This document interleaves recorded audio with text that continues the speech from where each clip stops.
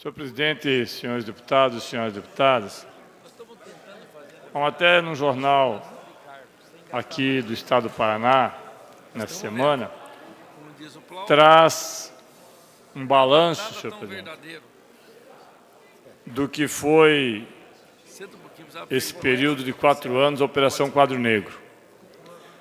4 anos depois do Quadro Negro, só 5 escolas daquelas, deputado Galo, que eram previstas, tiveram suas obras concluídas.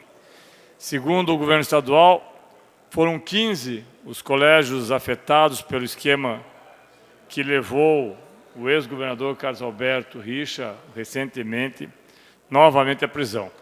Obviamente que, junto com ele, também o seu ex-chefe do Cerimonial Internacional, que é Secretaria Especial do Cerimonial Internacional, uma secretaria, aliás, que foi criada, e eu usei essa tribuna várias vezes, para dizer que aquela era uma secretaria criada apenas para dar foro privilegiado ao senhor Ezequias Moreira, e que agora está preso, e obviamente também o senhor Aterino, que era a pessoa que estava sempre junto com o senhor Richa. O Ministério Público entende que o esquema desviou cerca de 20 milhões de reais dos colégios do Estado do Paraná e que destes 20 milhões, parte significativa não foram, obviamente, utilizadas nas obras, porque foram desviadas para pessoas físicas que se beneficiaram deste esquema.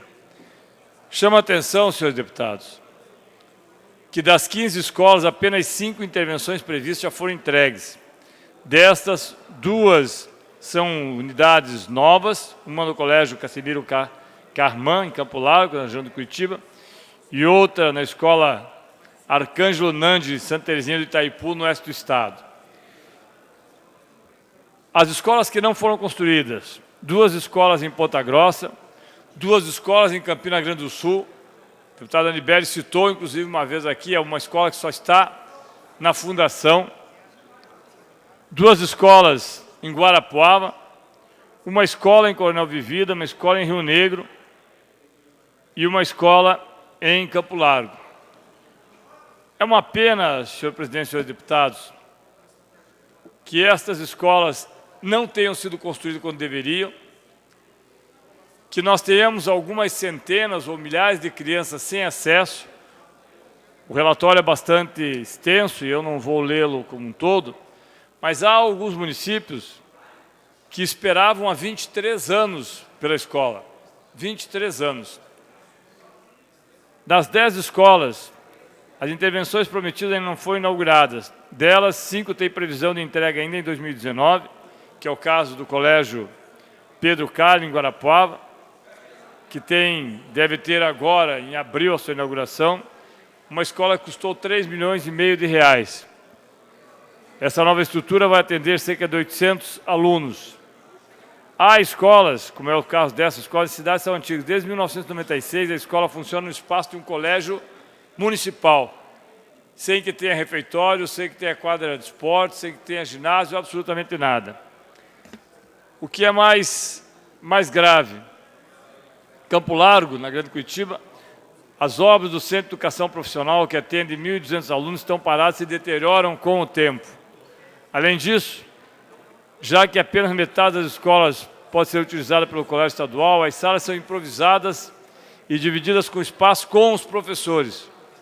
Não há refeitório também nessa escola ou estrutura de acessibilidade para alunos com deficiência. Segundo a Fundepar, não há previsão para que a nova estrutura para os alunos transferidos seja inaugurada. Nós sabemos que essa situação, infelizmente, do Paraná, levou o ex-governador e, obviamente, alguns assessores seus à prisão, e, obviamente, que o ex-governador estará, no seu devido tempo também, fazendo a sua defesa, e eu sempre tenho dito aqui que independe do partido, independe do motivo, todos têm direito a fazer a sua defesa. O que nós devemos fazer aqui é um apelo para o governador Ratinho Massa Júnior, para que essas escolas sejam concluídas.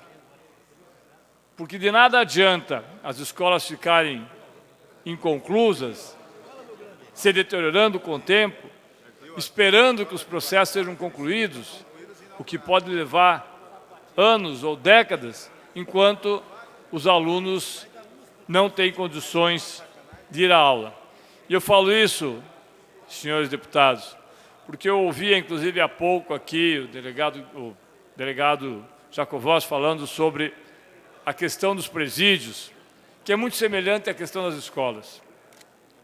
Nós temos uma série de unidades prisionais no estado do Paraná que deveriam ter sido construídas, delegado Jacovós, há 150 milhões de reais em caixa, desde o final do primeiro governo da ex-presidente Dilma, e que, por razões diversas, essas penitenciárias e presídios acabaram não sendo construídos.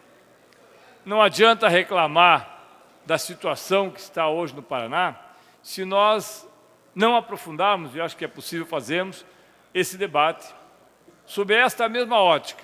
Por que se começa um processo, ele é interrompido, obviamente, porque há desvio de recursos, como é o caso, inclusive, de uma unidade prisional que está sendo construída, deputado Galo, ao lado da penitenciária feminina. A empresa, no caso a Valor, é uma empresa que faliu. Há outras empresas, segundo o senhor Fanini, que também estavam envolvidas, mas que até hoje seus nomes não vieram à tona e que, se forem investigadas, talvez apontem outras situações semelhantes. Mas a realidade é que eu entendo que aquilo que já foi feito não pode ser abandonado e deve ser concluído. E aí eu lembro muito do que foi dito aqui pelo ex-deputado Scanavaca e pelos deputados da região de Maringá. Nós tínhamos um projeto de duplicação da rodovia de Maringá a Francisco Alves, foi todo ele elaborado, estava para começar a ser iniciado, houve a denúncia que a Odebrecht havia superfaturado e pago propina, inclusive, a membros do governo. Ora, puna-se aquele que recebeu ou que pagou, mas não puna-se a população, porque Maringá continua sem a duplicação da rodovia. Enquanto há uma briga da Lava Jato com as empreiteiras quebrando e a população sem conseguir ser atendida.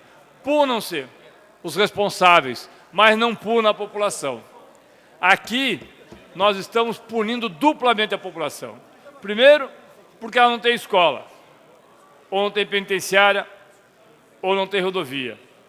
Segundo, porque houve fraude nesse processo. Mas, independente disso, houve um processo licitatório. E este processo licitatório, se cumpriu todas as suas regras, deve ser retomado, deputado Russenbach, a tempo que a população possa se beneficiar disso. A pior obra que nós podemos ter no Estado é a obra inacabada. A pior obra que nós podemos ter no Estado é aquela que é iniciada, gastam-se centenas de milhões de reais e ela fica inacabada. E eu vou dar um exemplo, porque eu quero retomar esse ponto aqui, durante a semana, do que nós temos, senhores deputados, em Três Lagoas. Três Lagoas, uma unidade da Petrobras, praticamente concluída, 90% dela concluído, que é uma unidade que faria com que o Brasil fosse autossuficiente em produtos químicos para a agricultura, e que foi interrompida quando a Lava Jato, junto com os procuradores aqui, entendeu que a Odebrecht havia subfaturado e pago propina. Essa obra está apodrecendo. Recentemente eu vim a essa tribuna e pedi para que a então governadora Cida Borghetti recebesse o sindicato dos petroleiros, o sindicato dos petroquímicos. Isso não foi feito. Por razões que eu desconheço, a governadora resolveu não recebê-los.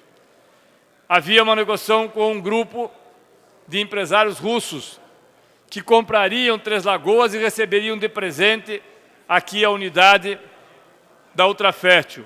Isso também não aconteceu. O que nós temos hoje? A Ultrafértil não funcionando, Três Lagoas não funcionando e nós importamos. Deputado, Vossa Excelência tem um minuto para concluir. E nós importando todo o fertilizante, praticamente, deputado Anibele, que consumimos a um preço altíssimo no Brasil. Então é preciso inverter essa lógica burra. É preciso inverter esse moralismo de fachada. onde as empresas quebram, os seus responsáveis nem sempre são punidos, os empresários, inclusive estrangeiros, não são punidos, poucas pessoas acabam dos governos sendo responsabilizadas e a população como um todo paga. Eu quero trazer aqui um levantamento do que nós perdemos em número de empregos nesses 5 anos.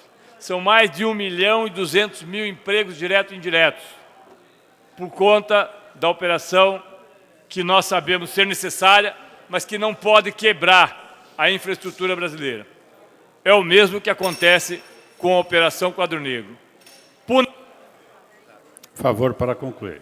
Punam-se as empresas ou os empresários, punam-se aqueles que foram coniventes com a corrupção, mas não se puna a população que, nesse caso, depende, espera e aguarda muito, senhor presidente, que as escolas sejam entregues, porque ela precisa mais do que nunca de escolas em condições de serem utilizadas. Obrigado, senhor presidente, senhores deputados.